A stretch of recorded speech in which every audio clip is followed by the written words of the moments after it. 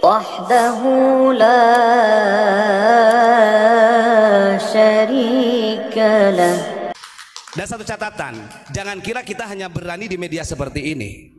Kemarin saya berhadapan dengan orang-orang FPI, dengan orang tablik, dengan orang Wahabi, di sana saya lawan juga. Ini bukan main-main. Dan saya sampaikan fitnah yang terbesar nanti di akhir zaman itu tetap akan muncul min tahti qadami rajulin min ahli baiti. Karena yang sabda itu sabda Nabi. Fitnah terbesar yang akan muncul itu dari orang-orang yaz'umu minni, dia mengaku bahwa mereka adalah dzurriyyahku. Falisa minni, kata Nabi. Kita sampaikan. Begitu ya. Terus kemudian saya ingin menyampaikan ini. Berkaitan dengan masalah hubbul Arab. Ini ada salah satu hadis yang perlu saya pahamkan karena biar gak terlalu kepanjangan. Kenapa ada kalimat hubbul Arabi minal iman? Mencintai Arab ini bagian daripada iman. Wa ba'duhum nifaq. Sementara membenci Arab ini menjadi kemunafikan. Hadis ini jangan dipotong seperti itu. Di dalam sarahnya hadis ada kalimat begini, secara marfu. Arti daripada hadis tersebut adalah malam ya'rif haqqa itrati wal ansori fahuwa li ahadin thalathun, imam munafiqin wa imali zaniyatin wa imali ghairi tahurin. Yang dimaksud dengan mencintai Arab di sini adalah di mana kita sebagai umat muslim mengetahui hak-haknya kita terhadap dzurriyyah Nabi, ahlul bait, itrati di situ. Sekarang saya tanya, yang merasa dirinya sebagai ahlul bait, apakah kurang orang Indonesia menghargai mereka? Apakah kurang bangsa Indonesia memuliakan mereka para habaib? Tidak kurang-kurang. Sampai orang NU ini mempertahankan, padahal itu dulu mau dideportasi dulu, sampai dipertahankan, walaupun kita tidak tahu bahwa dia itu intisab atau tidaknya kepada baginda Rasulullah. Kemudian wal ansori, dan kita sebagai umat Islam ini harus mengetahui hak-haknya kita kepada orang-orang pembela agama Allah. Berarti bukan hanya keluarga Nabi, itrati wal ansori. Sekarang saya tanya, ketika mereka kita muliakan, ketika para habaib Alawi kita muliakan, kita takzim, bagaimana timbal baliknya mereka kepada ulama kita? Apakah cukup dengan mengatakan mereka ulama-ulama kita itu seperti anjing? Ini kan tidak ada kestabilan. Karena kalimat di sini wa itrati wal ansori bukan hanya dimiliki untuk dzurriyyah Nabi saja yang harus dimuliakan. Semua manusia dimuliakan, lebih-lebih orang-orang yang berjuang di jalan Allah, para ulama. Nah, ini yang perlu saya sampaikan ya. Karena nantinya begini, wah kalau ini kita bahas para habaib, itu kan orang Arab, gitu kan? Maka kalau kita seakan-akan membenci, kita dikatakan orang munafik. Justru ketika mereka orang Arab, kalau mereka sendiri pun juga membenci ulama kita, munafik. Double itu. Kenapa saya katakan? Dalam kalimatnya begini, wa ma'na fil ansor, mereka itu gak pernah, makanya gak pernah belajar matan hadis yang benar. Fahuwa li ahadin talatun, imam munafiqin wa imali zaniyatin wa imali ghairi tahurin. Kalau seorang habib juga membenci kepada ulama-ulama yang selain habaib, menghinakan, sama posisinya, sama seperti kita membenci mereka. Bisa jadi dia orang munafik, dia juga berdosa seperti orang yang zaniyah, bahkan ghairu tahur, najis hukumnya. Sama. Jadi jangan sampai ini dibalik fakta karena mereka merasa dzurriyyah Rasul, kita orang Nusantara yang diserang, wah pembenci Habib. Sama, mereka benci sama ulama kita, munafik. Karena tidak ada yang lebih utama, mau ahmar mau aswad, lali arabin walali ajamin, tidak ada yang bisa mengungguli kemuliaan bagi orang Arab ataupun orang ajam. Sama rata. Kemuliaannya terukur hanya dengan ketakwaan. Ini kemarin kan ada, wah kita ada sebagian ini Pak, mereka menganggap kita ini adalah orang yang sekuler, kita menganggap sebagai orang yang rasis, kan begitu. Banyak orang yang berkomentar seperti itu, saya tahu. Sekarang saya bertanya, kemana ketika engkau telingamu mendengar ada habib yang menganjing-anjingkan ulama kita, ketika ada habaib yang menganggap ulama-ulama kita ini sampah, ulama kita ini yang hanya sibuk dengan dunia dan pemerintahan, kemana Anda? Yang memulai rasis dalam hal ini adalah mereka, oknum habib dari Ba'alawi. Lawan jangan, lawan. Begitu. Perlu keseimbangan. Awas ya, ini catatan. Saya berbicara kayak gini bukan hanya di media. Saya kemarin Gus rame dengan orang, ada orang FPI, orang Wahabi, orang Tabligh, semuanya kumpul. Tak habisin semua. Kamu tahu sebagai anggota FPI, kamu tahu jejak rekamnya seperti apa dulunya? Mereka gak bisa ngomong, bungkam dah. Kalau saya buka bisnis terbesarnya di Indonesia yang membahayakan umat seperti narkoba, itu ada. Betul. Makanya jangan berani-berani. Ini ya, itu hampir keceplosan, mohon maaf.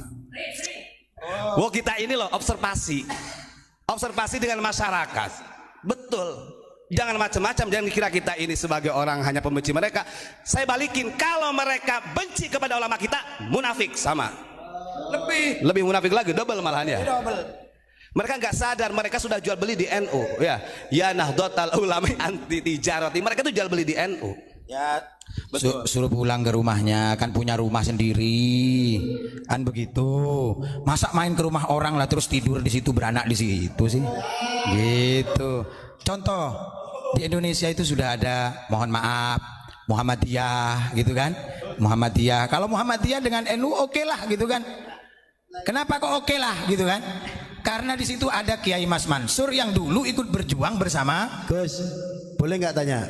Tanya apa itu? Nah, ini kan selama ini kan yang dibahas kan NU terus ya. Ya. Bahkan yang sering tenar penumpang bisnya kan bis NU. Ya. Nah, yang perlu saya pertanyakan, kok nggak ada yang numpak bis Muhammadiyah? Kenapa Gus? Alasannya ada nggak? Ya. Jejak digitalnya? Karena kalau di Muhammadiyah itu semuanya harus berdasarkan ilmiah tanpa adanya kan kasar. Sama-sama organisasi Gus. Memang sama-sama organisasi. Makanya Muhammadiyah itu lahir lebih dulu daripada Nahdlatul Ulama. Kan begitu. Yang diperintahkan kepada Kiai Ahmad Dahlan itu kan untuk mencerdaskan kehidupan para bangsawan. Jadi transformasinya Muhammadiyah itu dulu adalah dari Kiai Soleh Darat yang mencerdaskan kehidupan dari orang-orang bangsawan, orang-orang ningrat yang nggak berani lah mereka. Kan begitu, gelarnya aja Raden, Pangeran, lo ya apa? Bupati Demang, kemudian Temenggung, kan di situ transformasinya ke sana. Tapi jangan lupa juga bahwasanya Mbah Ahmad Dahlan juga minta bantuan kepada keluarga dari Ampel. Untuk apa? Untuk ngewangi, untuk membantu beliau dalam mensiarkan Muhammadiyah ini. Maka diutuslah oleh keluarga itu, keluarga Sagipodin itu diantaranya ada Kiai Mas Mansur. Jangan katakan Kiai Mas Mansur itu Wahabi. Loh, salah dalam catatannya loh.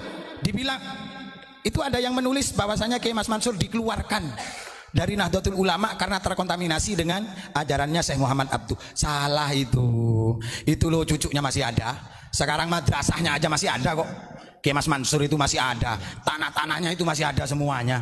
Fakta sejarahnya masih ada. Jadi seperti itu. Nah, kenapa saya pertanyakan Gus? Karena kemarin itu ada yang komentar, dari dulu mulai terciptanya Muhammadiyah, pendiri-pendiri kami itu tidak pernah mau dimasuki oleh bangsa-bangsa Yaman. Lebih-lebih sekarang yang terkenal Ba'alawi. Gitu ada yang komentar itu. Karena saya sendiri itu adalah Muhammadiyah, kata dia itu. Ya. Itu ada itu. Itu jawaban ilmiah lo ya.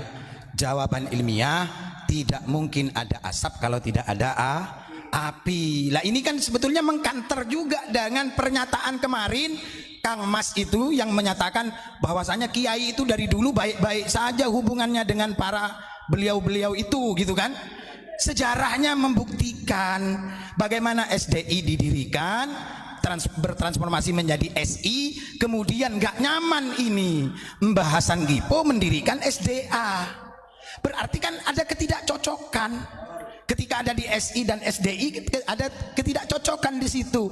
Untuk membackup supaya pergerakan perjuangan ulama-ulama pribumi itu pada saat itu yang berada di Surabaya maka bertransformasi lagi. Bahasan Kipo beserta saudara-saudaranya seperti Ki Ahmad Dahlan Akhyat itu kan jarang sekali dikupas toh, kan begitu, bahkan hampir dilupakan. Makanya saya titip, saya mohon kepada Mbah Yai yang menjadi ketua PBNU, monggo mbah-mbah itu diusulkan kepada presiden, diusulkan kepada DPR, diusulkan kepada menteri sosial untuk diangkat menjadi pahlawan.